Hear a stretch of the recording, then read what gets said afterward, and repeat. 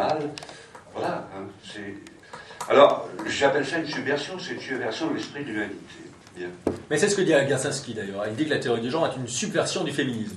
Mais je pense que ça va bien au-delà de ça. Et puis, je voudrais aussi vous parler de la conférence de Pékin qui a introduit le genre dans la famille en 2005. C'est important aussi, ça, parce que c'est là que, il me semble, le mariage homosexuel, le mariage pour tous est parti. Voilà.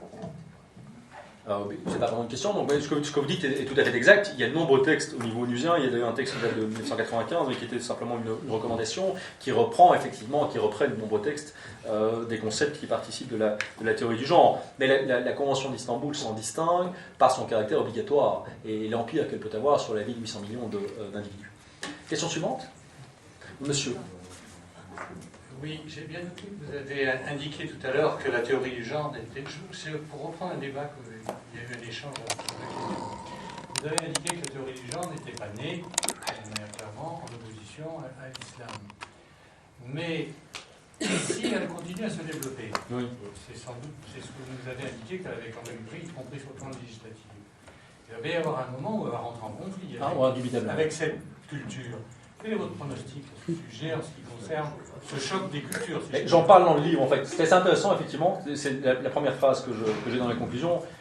Bon, l'islam a pour lui une force démographique que les partisans de la théorie du genre n'ont pas.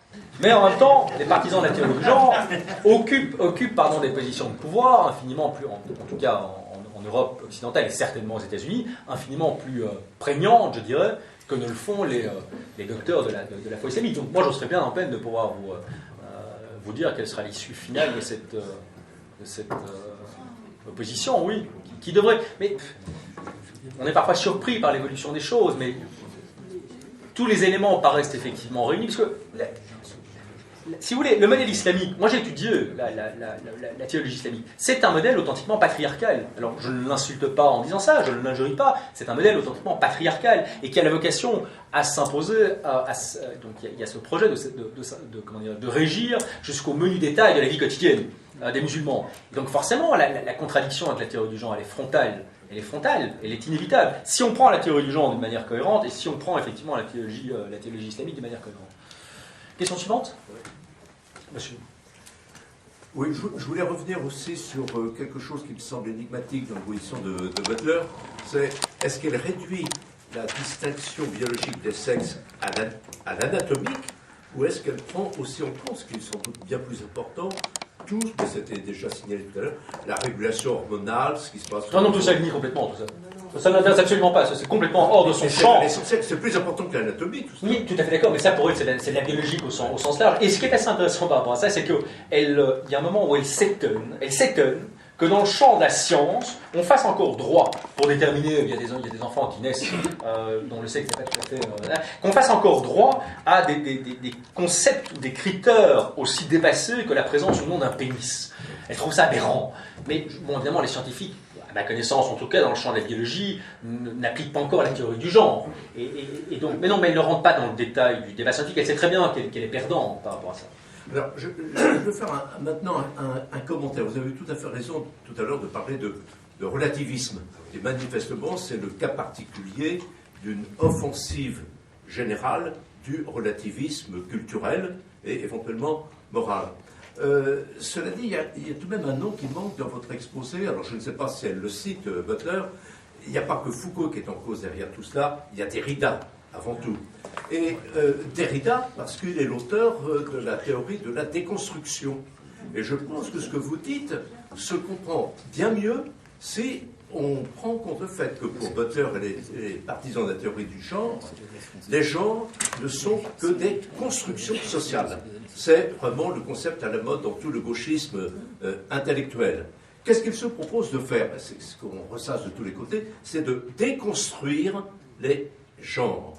Et pour déconstruire les genres, c'est là aussi qu'il faut être attentif à une autre notion qui se répand à fond, d'abord dans ce qu'on pourrait appeler la haute intelligentsia, mais qui est en train de prendre pied dans les manuels et dans la législation. Il y a un maître mot qui fait des ravages actuellement, c'est il ne faut plus, guillemets, essentialiser quoi que ce soit. C'est-à-dire qu'il faut débusquer des essences. Alors c'est ce qu'on dit à propos, par exemple, de la différence entre les cultures, avant tout à propos de l'islam, sans arrêt, les islamophiles nous disent actuellement qu'il ne faut surtout pas essentialiser l'islam. La version Butler, la version des gens, c'est il ne faut plus essentialiser, en effet, les gens. Et à partir du moment où on se rend compte qu'il y a cette stratégie globale, je suis d'accord sur le fond avec vous, qui vise à subvertir tout ce qui est le fondement archétypal de la civilisation, eh bien, on comprend ce qui est en train de se passer. Mais c'est quelque chose qui est à l'œuvre sur beaucoup d'autres champs.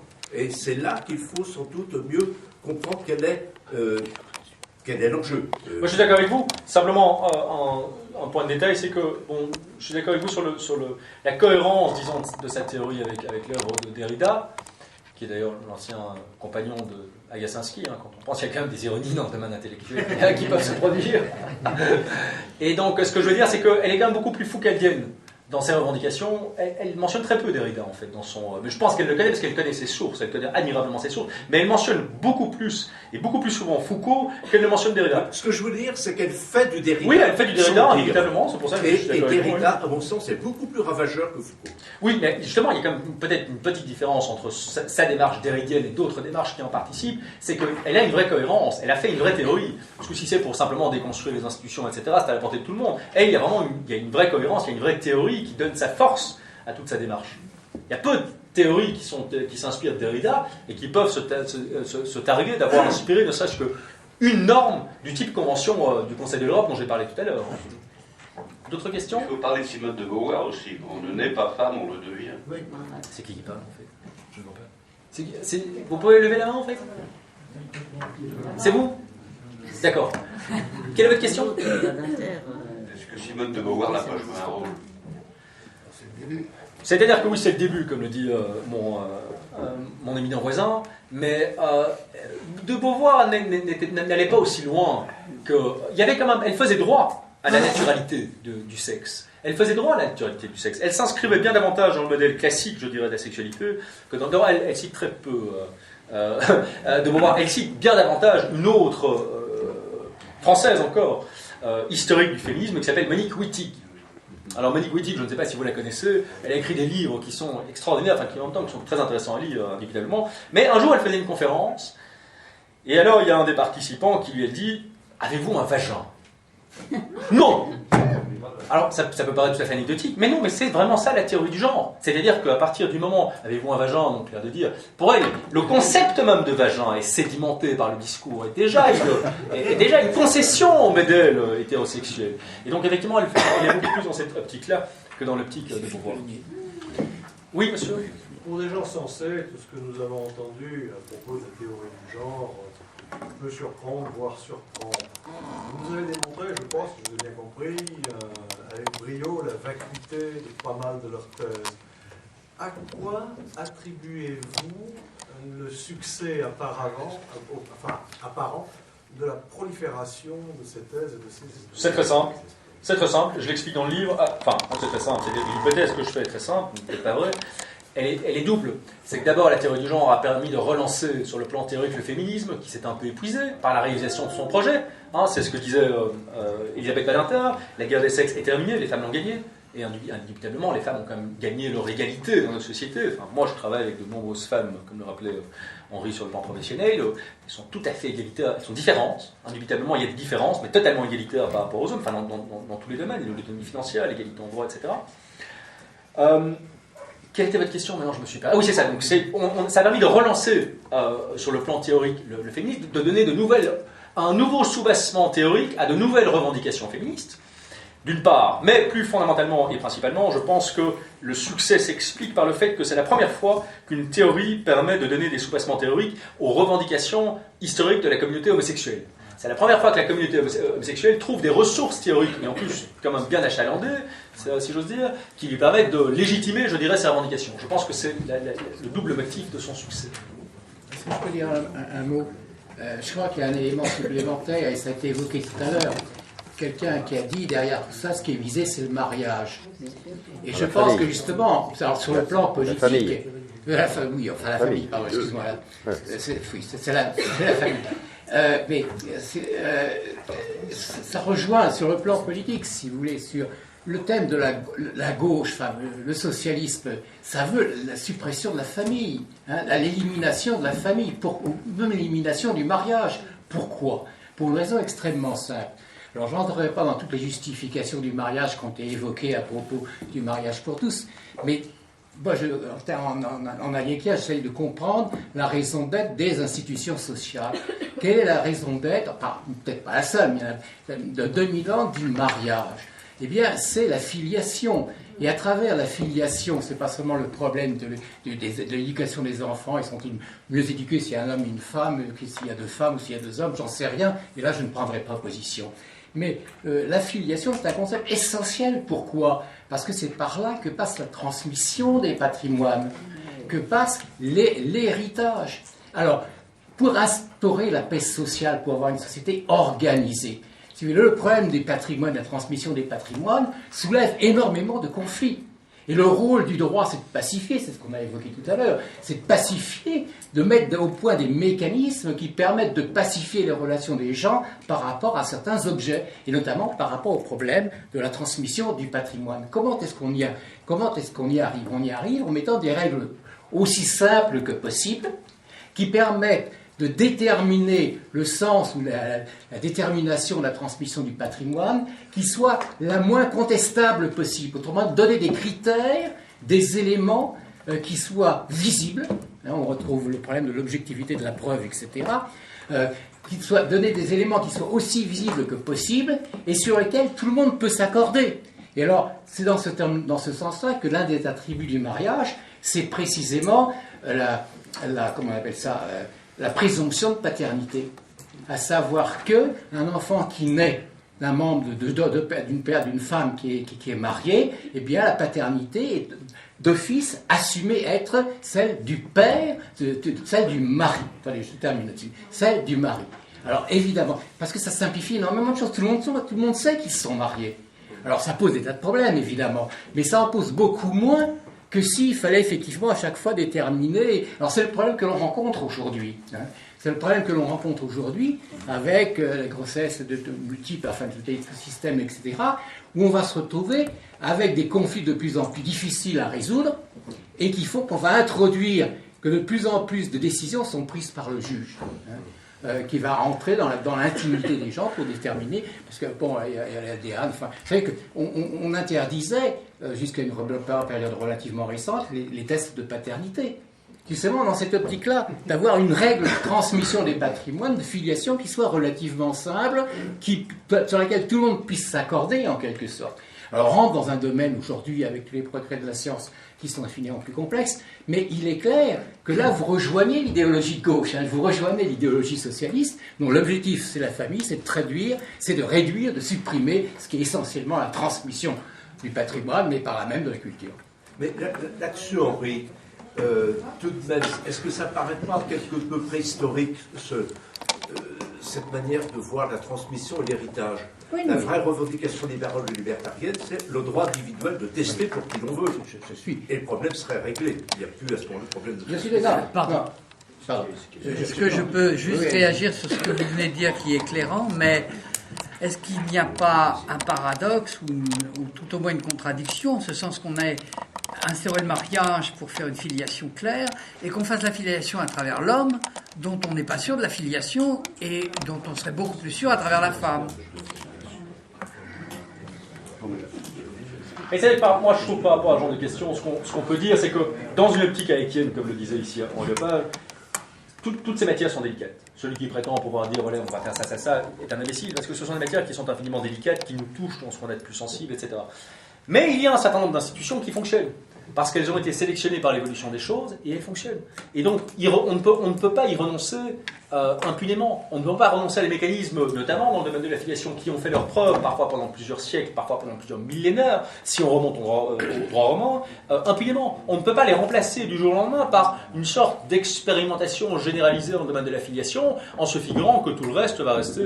Mais les juifs passent à travers l'affiliation féminine et non masculine. Oui, mais moi, sur l'affiliation moi je n'ai pas de bilan tranché. Je dis simplement qu'on ne peut pas renoncer à des mécanismes qui ont fait plusieurs fois séculaires, qui ont fait leurs preuves impunément. C'est simplement ça.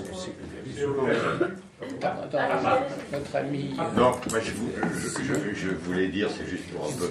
Simon est avocat et juriste. On ne m'entend pas? Si, on vous entend. Oui. Alors, je voulais dire que je suis du même avis que notre brillant conférencier, c'est-à-dire que je conteste cette théorie du genre. Mais elle a eu au moins cet avantage, c'est que la contestation de la théorie du genre m'a fait comprendre une chose que je n'avais pas comprise jusque-là. On comprend très bien que les hommes soient attirés par les femmes parce qu'elles sont belles, superbes, raffinées, sophistiquées. C'est une sorte de bénédiction pour les hommes qu'il y ait des femmes. Mais j'ai toujours eu du mal à comprendre pourquoi certaines femmes, et plus nombreuses qu'on ne le croit, qui sont également belles, intelligentes et tout, soient attirées par des brutes. Des hommes qui sont un peu primaires et grossiers. J'ai constaté que souvent, on voyait de belles femmes avec des brutes.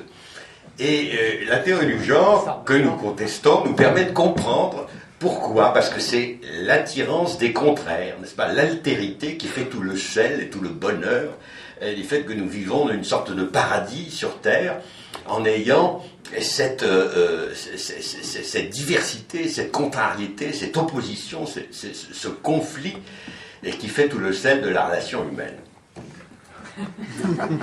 Mais moi, par rapport à ça, ce que je peux dire comme précision peut-être, c'est que je ne crois pas que la théorie du genre va aboutir à jamais à être implémentée parfaitement, ne serait-ce que dans une seule société. La question est de savoir jusqu'où la laissera-t-on faire des dégâts qui seront, à mon avis, très importants. Si on continue encore à ce rythme-là pendant 10 ou 20 ans, on va effectivement détruire de nombreuses institutions. Et alors, ce que je trouve beaucoup plus grave, insuffler le doute sur une question aussi fondamentale que leur identité dans l'esprit des enfants. Si on va jusqu'à éduquer les enfants les plus jeunes aux réalités du genre, on va les éduquer à nier totalement leur réalité, leur identité, je dirais biologique, donc leur identité de petit garçon, leur identité de petite fille. Et ça pourrait, enfin je ne crois pas qu'il faut être un catastrophiste pour l'affirmer, ça pourrait tout de même avoir des conséquences relativement délétères sur la construction de leur identité.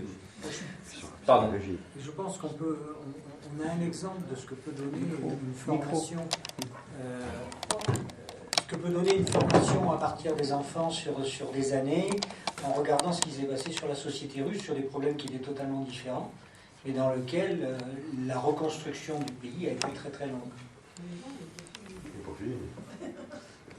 Parce qu'on a cassé un certain nombre de codes de valeurs volontairement. Oui, je crois que vous avez raison. Je ne donne pas raison, monsieur. Ne peut-on pas considérer que la théorie du genre, c'est l'aboutissement de la prophétie de Tocqueville? C'est le tsunami d'égalité. Il en a fait tellement des prophéties. C'est l'aboutissement de la recherche de l'égalité. Mais de quelle égalité? Pas l'égalité en droit ou l'égalité matérielle? C'est toujours ça le débat. Enfin, c'est le nivellement par... L'égalitarisme. L'égalitarisme par... D'une certaine façon, oui. Encore que l'égalitarisme qui inspire Butler et ses semblables, à mon sens, est plus marxien que tocquevillien. Encore qu'elle soit très francophone, donc elle connaît ses auteurs, qu'elle lit dans le texte. Je ne suis pas sûr qu'elle connaisse Tocqueville. Et si elle l'a fait, qu'elle l'a possible. C'est possible, c'est cohérent en tout cas avec cette prophétie de Tocqueville. C'est les French. La French Theory, oui, complètement. Mais attention, il y a quand même une spécificité par rapport à ça, c'est que Tocqueville niait la distinction des sexes. Donc là, on va dans un égalitarisme de type robotique. C'est vraiment la pure égalité. Tocqueville ne préparait pas ça, mais il a prophétisé qu'on irait de plus en plus loin dans l'égalité, dans l'égalitarisme, et que là, c'est l'aboutissement idéologique de l'idée d'égalité. On peut l'interpréter de cette façon-là, tout à fait. Y a-t-il d'autres questions? Quelle est l'importance, à part votre livre, n'est-ce pas, que je reçois avec beaucoup d'enthousiasme, quelle est l'importance de la contre-attaque? Parce que mais c'est-à-dire on a l'impression que, oui, dans les universités américaines, etc., en Europe, toutes ces idées farfelues ont connu une victoire qui peut seulement être expliquée par une absence d'opposition. Ou est-ce que les gens trouvent que c'est tellement farfelu que c'est même pas la peine d'en parler? Pour vous donner une image en termes de rapport de force, si on devait prendre une métaphore navale, on pourrait dire que Butler est un porte-avions et moi je suis une barcasse. C'est évident. C'est-à-dire que Butler a une influence aujourd'hui planétaire, il y a des tas d'auteurs, il y a des écoles entières qui se réclament de son œuvre, mais ce qui est le plus important, c'est que cette influence est combinée aujourd'hui à un certain nombre de positions inexpugnables sur le plan juridique. Et donc on se trouve confronté à une redoutable machine de guerre de type gramscien, c'est-à-dire qui a préparé les esprits avant d'implémenter un certain nombre de droits. Et donc oui, effectivement, bon, il y a des contre-feux qui s'allument, mais quand on voit que la gauche espagnole implémente la théorie du genre, on se dit, bon, voilà. Mais quand on voit que la droite française a été approuvée cette convention d'Istanbul, là on se dit, bah, tout est perdu, quoi. Qu'est-ce que vous voulez? Mais non, en fait, tout n'est pas perdu. Mais c'est pour ça que je disais tout à l'heure, je crois qu'il faut réfuter la théorie du genre, l'attaquer sur le plan intellectuel, puisque c'est de là qu'elle procède. C'est de là qu'elle tire sa force, quoi. Autre question, monsieur? Pardon. Enfin, l'attaquer, si ça continue ainsi, c'est comme d'autres de lois liberticides qui bientôt nous empêcheront d'attaquer justement cette théorie, comme le principe de l'homophobie qui nous empêche de critiquer certaines pratiques. Tout à fait, vous avez tout à fait raison. Et justement, le fait de minimiser l'impact de cette théorie en ne la trouvant que farfelue va nous amener à subir des lois qui nous empêcheront après toute réaction et qui nous enchaîneront dans une sorte de dictature de la pensée qui sera inéluctable du fait que la biologie niant déjà cette théorie, la seule manière de l'imposer, ça sera de l'imposer par la loi, voire même par la force. Vous avez tout à fait raison, et c'est le propos de Philippe Nemo, en fait, dans son livre La régression intellectuelle de la France, où il ne parle pas de la théorie du genre, mais il parle de ça, effectivement. Il y a des tas de choses aujourd'hui qu'on ne peut plus dire, ou alors en usant de moult circonvolutions, circonlocutions, pour ne pas tomber sur le coup de la loi pénale. Heureusement, il nous reste Internet, où là, normalement, on peut encore dire ce qu'on veut, mais jusqu'à quand? Voire de moins en moins. Mais c'est ça, tout à fait, oui. Complètement. Twitter, par exemple, il y a des comptes qui se font maintenant, qui sont bloqués. Ceci dit, ce que l'on voit aujourd'hui, justement, c'est qu'à force de vouloir tout légiférer et tout justifier, on arrive à une justice qui ne fonctionne plus. Et donc, justement, des populations, et je pense qu'on en a quelques exemples très récents, des populations qui ne respectent plus les règles élémentaires du droit. Mais ça, inévitablement, il y a une trace de... Oui, monsieur. Oui, excusez-moi. Donc, je rejoins un peu tout ce qui a été dit sur la perte de sens et les pertes de repères moraux. Et je pense que Ayn Rand avait une explication assez intéressante à la fin de son livre Atlas Shrugged, quand John Galt, un de ses héros, disait que 1 égale 1. Et que beaucoup de gens, en fait, avec la perte des repères moraux, perdent aussi parfois le sens des réalités. Donc un homme n'est plus un homme, une femme n'est plus une femme. Et je pense qu'il y a une perte aussi et une déresponsabilisation. Et pourquoi tant de gens peut-être adhèrent à cette théorie? C'est aussi parce que, même s'ils ne le comprennent pas, ils pensent que c'est quelque chose peut-être de progressiste, alors qu'en fait il y a une part là-dedans de déresponsabilisation et de perte de repères moraux. Qu'est-ce que vous en pensez? Je pense que vous avez tout à fait raison. Déjà, c'est très bien de citer Ayn Rand, c'est assez rarement dans des cercles francophones qu'on cite cet auteur que j'aime beaucoup personnellement. Plus maintenant. Comment? Plus maintenant? Non, c'est vrai.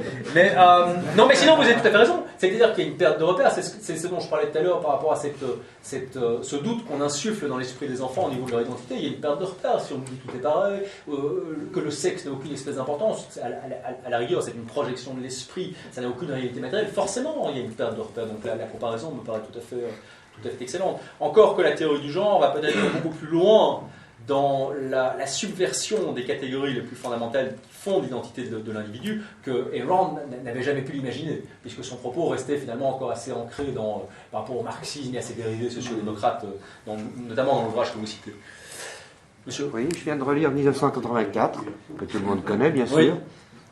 On retrouve tout à fait ce genre à la fin. On dit, vous n'avez pas à savoir ce que vous voulez, vous avez à croire ce qu'on vous dit. La réalité n'existe pas. Il y a un négationnisme dans 1984 qu'on retrouve dans cette théorie. Mais c'est encore mieux que ça. C'est-à-dire qu'il y a un concept dont je parle à la fin du livre, qui est la neuve langue. Oui, c'est-à-dire, quelle est la neuve langue? C'est pas simplement une nouvelle langue qu'impose le pouvoir totalitaire. C'est une langue qu'impose le pouvoir totalitaire qui vise à flouter les catégories traditionnelles et à appauvrir la langue, donc l'accès à la réalité de la population. Et on assiste à ça de manière assez intéressante dans le cas de l'ordre juridique espagnol, puisqu'auparavant il y avait les violences physiques. Je reprends mon exemple des violences, je sais que c'est pas le plus passionnant, mais enfin bon, c'est celui que je connais mieux. Il y avait les violences physiques. Et puis il y a une loi qui, en 99, je crois, en Espagne, a ajouté les violences psychologiques. Et puis est arrivé en 2004 les violences de genre. Et il y a plusieurs délits qui procèdent de la violence de genre, et dont il est impossible de dire quelle est la dominance. Est-elle physique ou est-elle psychologique? Et donc là, vous n'avez plus que la violence de genre. Mais c'est quoi la violence de genre? Parce que ce qui est dramatique, évidemment, c'est qu'on dit la violence de genre, c'est la violence conjugale.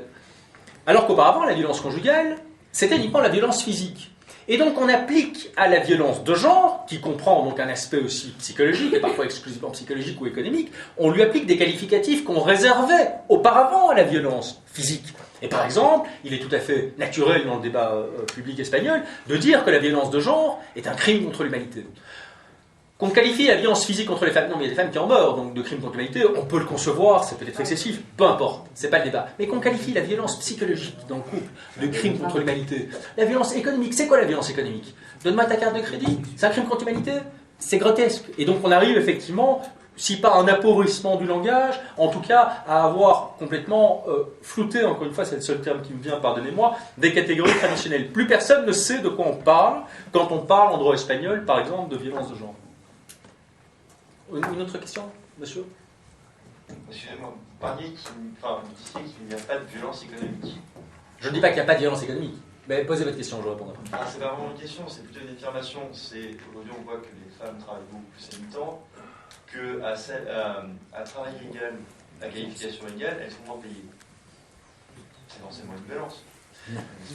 Non, parce que, vous savez, quand une femme meurt sous les coups de son mari, c'est lui faire injure à sa mémoire que de mettre ça sur un pied d'égalité avec la violence économique dont vous parlez. S'il y a effectivement des différences, je sais que dans le discours notamment des Femen, auxquels j'ai été amené à m'intéresser, il y a à travail égal, je pense que c'est les femmes qui sont rémunérées 16% de moins. Est-ce que ça se justifie? Est-ce que c'est vrai? Honnêtement, je n'ai pas fait l'enquête scientifique. Ça demanderait à être vérifié, parce que si on prend juste la population féminine, en ne tenant pas compte des cartons, etc., bref, ça peut discuter. S'il y a 16% de différence, c'est injustifiable. Nous sommes clairs. Mais mettre ça sur un pied d'égalité avec les faits de violence dont je vous parlais auparavant, ça ne va pas. Et puis, plus fondamentalement, le problème, c'est pas ça. La question est de savoir si le droit pénal d'un état de droit peut appréhender des concepts aussi vagues que la violence psychologique ou la violence économique. Et la réponse est non. La réponse est non. Elles sont indéfinissables. C'est quoi la violence économique? C'est quoi la violence psychologique? Il y a une loi, je ne vais pas vous faire un long développement, mais c'est quand même assez, je trouvais ça amusant, une loi de 2010 en France qui pénalise la violence psychologique contre les femmes. Les travaux préparatoires de cette loi, si elle vous intéresse, encore une loi qui a été adoptée par la droite, je le dis, c'est le cas en 2010, sont sur le site du Parlement français, et il faut les lire, de ce point de vue-là, le site est toujours très complet.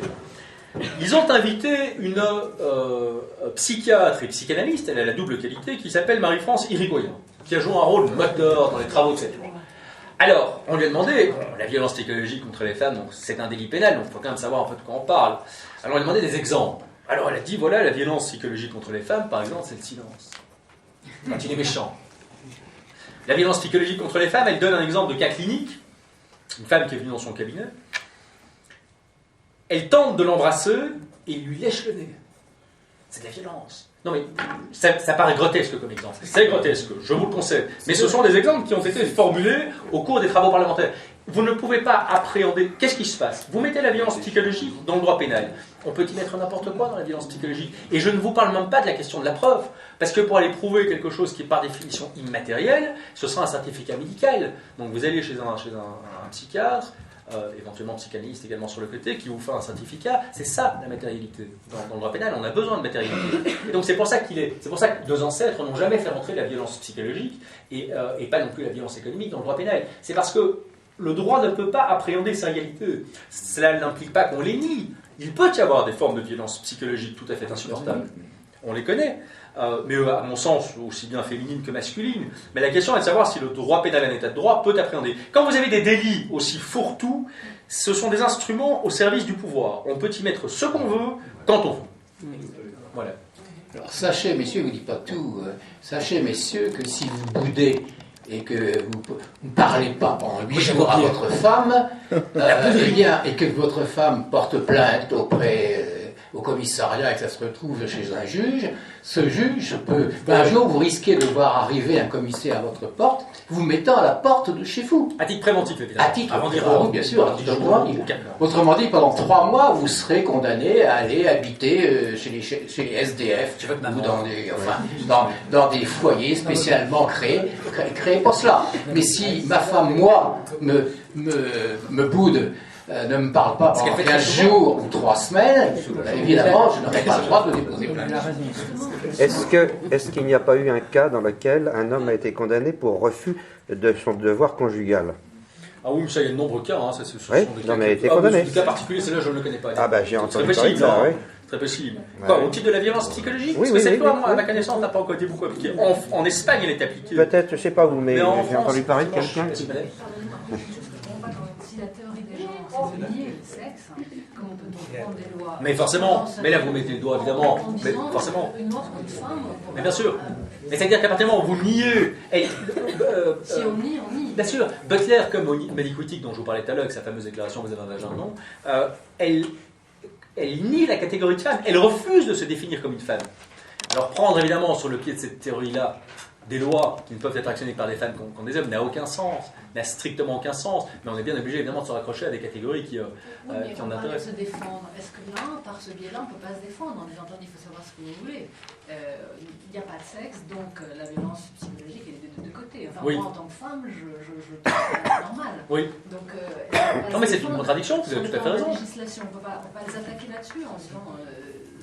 Ça n'est pas possible. Comme vous disiez tout à l'heure, c'est contraire. C'est ce qu'ils ont fait en Espagne, malheureusement, ça n'a pas marché, puisque la théorie du genre a une telle influence. Mais ça, c'est quand même un cas assez patent. Vous avez eu un cas qui ne concerne pas exactement ça, c'est la Cour européenne de justice qui vient d'interdire aux compagnies d'assurance de faire des tarifs différenciés pour les hommes et les femmes. Ah oui. Alors on produit mieux. On fait moins d'accidents graves. Ça demande dû en fonction du kilométrage. C'est excellent. S'il vous plaît, est-ce que vous ne considérez pas qu'il y a quand même une chance raisonnable que tout ça ne soit qu'une mode et que dans 20 ans on n'en parle plus? Je ne crois pas. À partir du moment où vous avez une convention comme la Convention d'Istanbul, la loi de 2010, la loi de 2004 en Espagne, etc., je crois qu'on ne peut pas parler de mode. Il y a un phénomène de mode, indubitablement, mais la mode, le marxisme a été à la mode, la psychanalyse a été à la mode, donc ça n'en fait pas quelque chose d'évanescent. Je crains malheureusement que ce soit beaucoup plus profond que ça, parce que justement ça rencontre les aspirations, ou encore un peu du féminisme, surtout de certaines communautés homosexuelles. Attention, je voudrais quand même dire au passage, parce que je ne veux pas qu'on fasse de mauvais procès après, que le fait de contester, de mettre dans le droit un certain nombre de choses, un certain nombre de pratiques, disons, homosexuelles, n'a strictement rien à voir avec la question de savoir si on accepte, moi en tant que libéral, le fait que ces pratiques existent. D'abord, c'est une réalité anthropologique et historique, et ça ne me fait ni chaud ni froid, ça ne me pose aucune difficulté. C'est une question tout à fait différente de savoir si on doit faire rentrer dans une institution millénaire quelque chose qui ne s'y est jamais trouvé. C'est-à-dire le mariage homosexuel, en l'occurrence, par exemple. Monsieur. Je serais curieux de savoir comment Edith Butler, Judith Butler, en tant qu'américaine et donc représentante du puritanisme anglo-américain, règle son compte avec la Genèse et les chapitres 1, 2 et 3. Écoutez, honnêtement, là, pour répondre très franchement, je pense que ça ne l'a pas beaucoup préoccupé. En tout cas, dans son livre, elle n'en parle pas. C'est une authentique intellectuelle. C'est en... comment vous avez appelé ça? En substrat sémantique, je sais pas quoi. C'est-à-dire que pour elle, c'est le type même, à mon avis, de la culture patriarcale et phallocentrique, etc. Oui, pour elle, c'est un accident culturel de l'histoire. Donc, c'est là-dessus qu'elle surfe, en réalité. Ah oui, complètement. Pas seulement par rapport à ça. Non, mais la conclusion, la conséquence de tout ce que vient de nous dire notre ami Drieux, c'est tout simplement que nous allons être de plus en plus soumis à l'arbitraire subjectif des juges. Et des procureurs. Et des procureurs, enfin bon, et des politiques. Car les juges sont entre les mains des politiques. Oui, non, parce qu'avec ces lois... des juges qui en plus sont convaincus de ce genre de thèse pour des raisons idéologiques. Et avec ce genre de loi, on permet à la justice de s'introduire vraiment dans les menus détails de notre vie à tous. Nous sommes tous concernés, parce que les questions de silence, de bouderie, etc., pardon, mais enfin, ça concerne vraiment les détails les plus infimes de la vie quotidienne, quoi. Et là, ce qui est assez intéressant aussi, c'est que la Convention d'Istanbul prévoit l'obligation pour tous les États signataires de mettre en place des mécanismes de délation, de dénonciation anonyme des cas de violence, mais donc de tous les cas de violence, y compris la violence psychologique et la violence économique. La Convention d'Istanbul, il faut la lire, hein. C'est un texte qui est assez magistral. Bien. Voilà. Encore, oui. Une dernière Juste question. une chose, je veux réagir sur l'histoire du phénomène de mode. Si vous considérez aussi le marxisme comme un phénomène de mode, il aurait quand même coûté la vie à 100 millions d'individus. Ça, je ne dis pas le contraire, mais je dis simplement que c'est pas parce qu'une idéologie est à la mode qu'elle n'est qu'un phénomène de mode. Le marxisme a été à la mode dans le sens où tout le monde était plus ou moins marxien. Même à l'époque, Raymond Aron disait que les marxistes allaient nous rattraper en termes de production économique, etc. Mais donc, ce que je veux dire, c'est que oui, il y a un effet de mode par rapport à la théorie du genre, mais que c'est beaucoup plus profond que ça. C'est pas simplement on porte court, on porte long cette année. Quoi. Je veux dire, c'est quelque chose de plus profond. Bon, bien, eh bien, écoutez, un grand bravo à notre ami Miguel Bosquet. Magistral, expliqué tout ça. Je crois que pour moi aussi, mais beaucoup d'entre vous avez découvert des choses que vous ignoriez. Bien, eh bien, merci beaucoup. Et puis,